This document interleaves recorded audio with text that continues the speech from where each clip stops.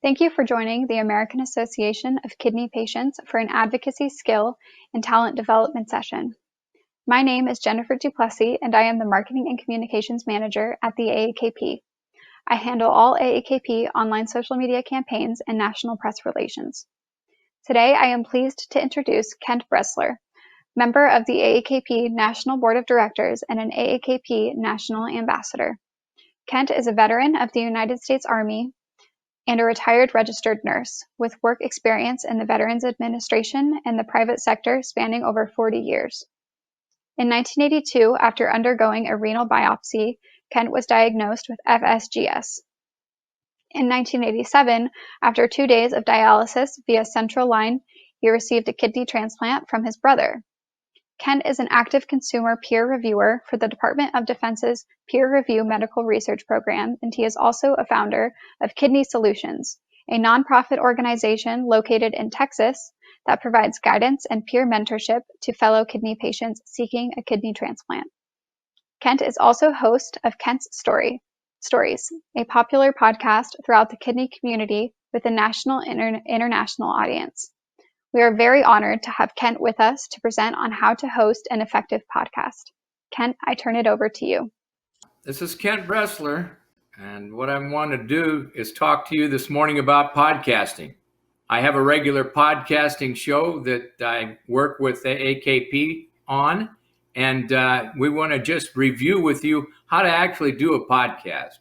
Now, bear in mind that this procedure and this process is independent of anybody.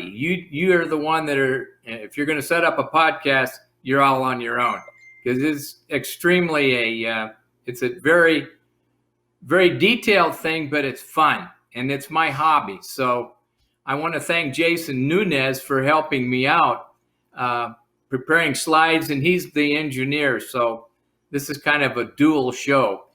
Okay, let's start with what is podcasting? We know that podcasts are audio only. They're audio programs like a radio show. There is no video. You listen to podcasts on your time with your smartphone. Podcasts are for anything you can think of or anything that you might have an interest in. And that's what's most important about it. Podcasts are available on Apple Podcasts, which is iTunes, Spotify, and then a third-party app such as Stitcher, Pocket Casts, Podbean. There's several. And you do your recordings on smartphones and or computers. Smartphones and computers have their pros and cons. With a smartphone, the cons are there's less audio quality, and they're not ideal for interviewing guests. If they're independent, you just work off of it by an individual drive. It's you alone.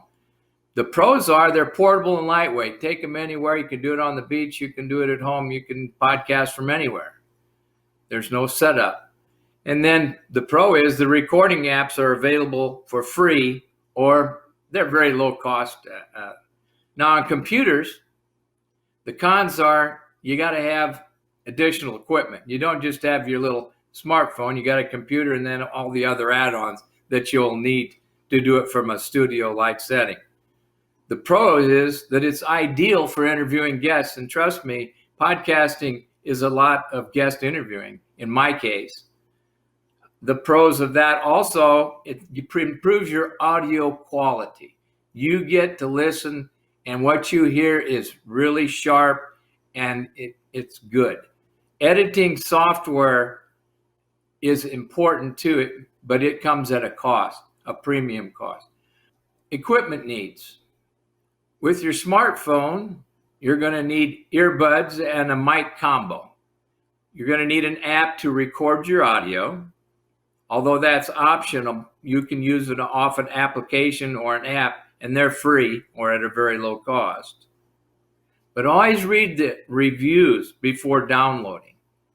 Now, as it applies to using a computer, that microphone's got to be really tuned in. You can use an optional pop filter, or you can use an optional mixer. Distributing the podcast is something that has to be done so it can get out to the world and to your listening audience. Podcast hosting services distribute the podcasts out to Apple Podcast, out to Spotify, and out to third-party apps. Now, some of these are free, okay? Some of these services are free, but you got to be cautious with these services. Always, and I mean always, make sure to read the terms and the conditions. You don't want to get into a product that's going to cost you, after a 30-day free trial, going to cost you some big bucks. Don't want to do that. It's no. So others come with a cost, but there's additional benefits to them.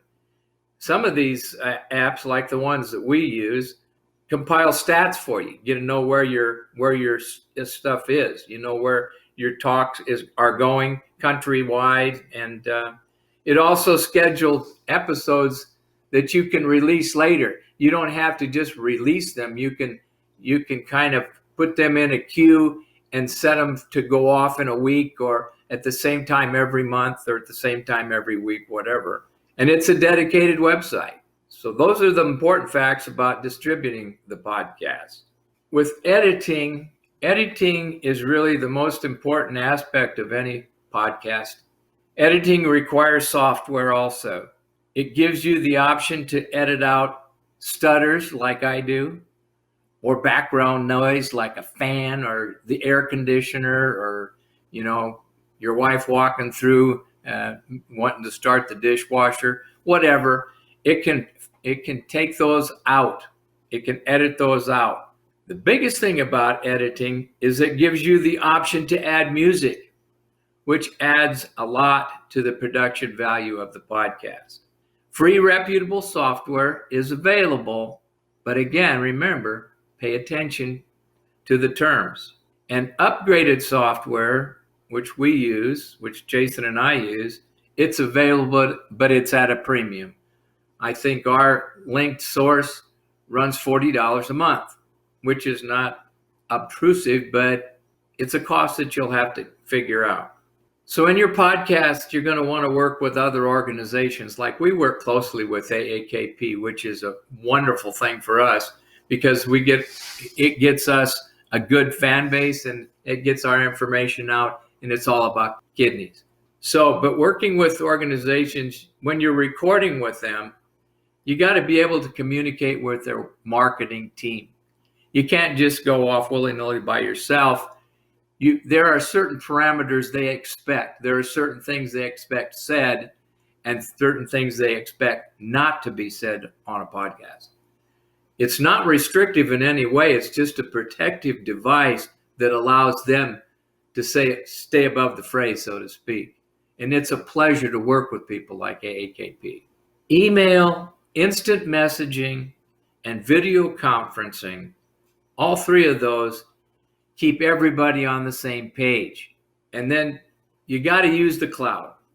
If you don't use the cloud, you're missing the boat, because you can share your audio files with an organization. You can use cover art and share that. And then the episode write-ups can be shared. So cloud services are essential. You can't do a podcast without cloud services. When you want to put a podcast together, and I can only speak from my experience because I put mine together along with Jason, you got to know your guest, you got to know your topic, and you better be passionate about that, because each episode is going to be different. All right? So get to know the background of your guest if you're going to do an interview.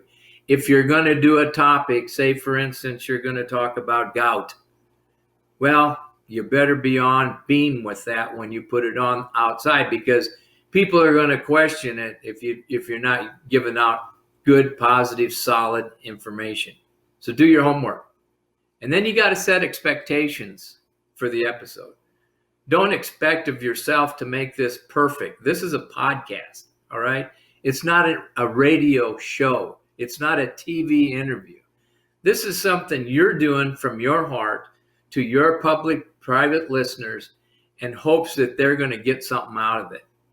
So set your expectations for yourself high, but keep it simple and set the tone for the episode. If you're interviewing somebody, lead the questioning right off the bat. Set the tone by a leading question and then let them talk and you listen. If you're interviewing people, the worst thing you can possibly do is sit there and talk over them or break in on them. You should never have to use that, oh, I'm sorry, let me, go ahead. That's not what we want. We want you to be a good listener as a podcaster because you're interviewing somebody on your show and you want to hear from them. And be prepared for guests straying off the topic. It happens to you. Matter of fact, you as a podcaster are going to do it on occasion. I don't have any things for you to say to bring somebody back, but I want you to bring them back gently, not just happenstance. Just make sure you do it gently. Booking guests is an important part. The network that you're in is a niche. We're talking about kidney disease all the time on our podcast. So our focus is on the kidney space, on the kidney community, and all the people that we talk to are people that are in the kidney world. You want to be there, you want to be solid, and you want to know your stuff. You want to engage your colleagues. I have tons of friends that are in social media, and they make great guests, all right? And so somebody that's in your sphere, in your space, are the ones that you want to tap for interviews. Those are the most important folks that you want to talk to. And then people like organizational leaders, like in case of AAKP, use Richard and Paul. Anybody that you have worked with or know well, they make good interviews.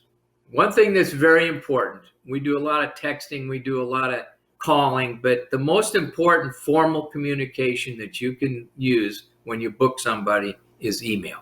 It's much better because you have a track record, they have a track record of it, they don't lose it, they don't have any problem with getting an email with the rules, regulations, and how you're going to do your podcast. Once a guest is booked, when you have somebody in, you want to talk to them before you start recording. You want to provide expectations. I know that Jason and I spend a lot of time just preparing the guest to get them at ease, all right?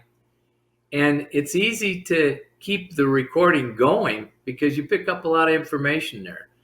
And the same way after you've done with the interview, don't shut your podcast off because you'll start talking with freelance and with the guest, and you may pick up some really interesting tidbits, all right, that you can use in the podcast itself when you edit. So don't be quick to stop. Be quick to let it roll. You want to set a time frame too. Podcasts are not hour-long dissertations or speeches or lectures.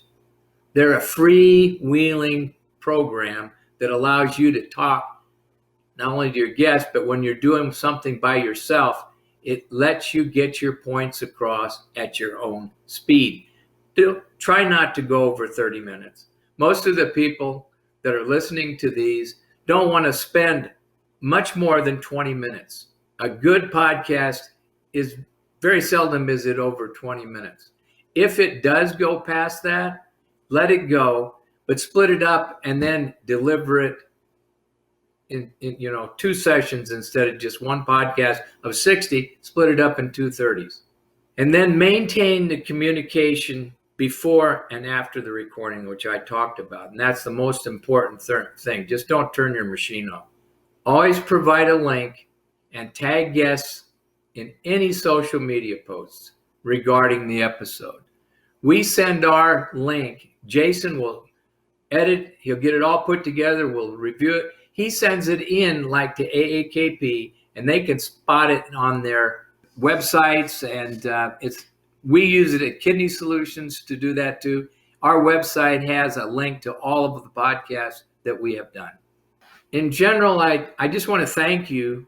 I know this may have been a quick look. Jason and I are available to help you with this particular podcasting adventure. You can get a hold of me at kentbressler70@gmail.com. And you can also get a hold of Jason. He's on the website. Just make sure that you get in touch with us because we'd love to talk to you. And as I end all my podcasts, thank you so much for listening and keep breathing. Thank you, Kent, for an excellent presentation and constructive guidance on how podcasts can be utilized as an effective online tool to impact advocacy, increase disease awareness, and share the patient journey.